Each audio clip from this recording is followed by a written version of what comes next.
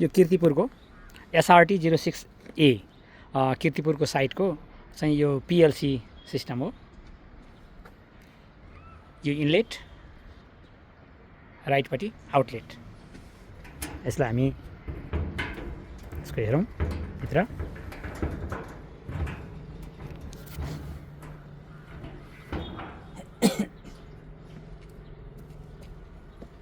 यो चाहिँ HMI को प्यानल, त्यसपछि अनि यो इनलेटको स्विचको प्यानलहरू हो।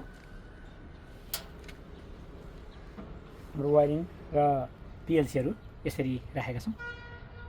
यहाँ चाहिँ इनपुट आउटपुटको च्यानलहरू छ, अनि त्यस्तै एनालगको च्यानलहरू छ।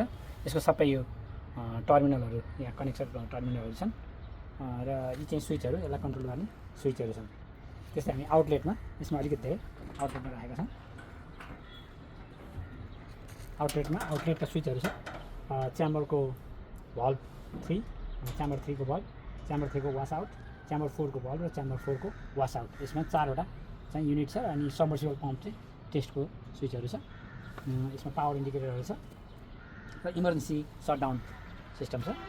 यसमा पनि आउटलेटका भल्भहरूलाई कन्ट्रोल गर्नको लागि चाहिँ रिले, त्यसपछि सो कनेक्टर टर्मिनल पोइन्टहरू छ।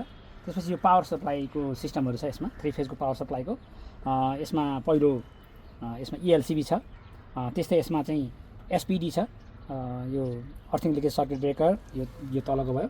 त्यसपछि यो सर्ज प्रोटेक्टर डिभाइस SPD, अनि त्यसपछि MCBहरू छन्। अब यो सिङ्गल MCB चाहिँ हाम्रो त्यो मोटरको लागि MCBहरू हो। यसमा एउटा स्विच छ। यो स्विचले चाहिँ हामीले टोटल पावरलाई कट अफ गर्न सक्छौँ। यो पावर अन अफ गर्न सकिन्छ। यो चाहिँ चेन्ज ओभर भयो। त्यसपछि यो चाहिँ इमर्जेन्सी सटडाउन भयो।